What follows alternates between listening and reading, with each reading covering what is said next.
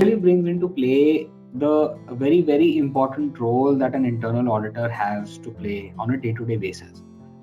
Because the internal auditor is regularly looking at processes, regularly looking at gaps, regularly looking at the risk environment and trying to improve that continuously.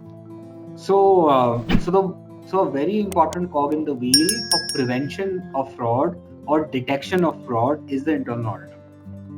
And given the environment in which we are today, the role of the internal auditor is really changing. I think it's no more just assurance to the board, but it is more proactive to be able to let businesses know if they are really exposed to risk.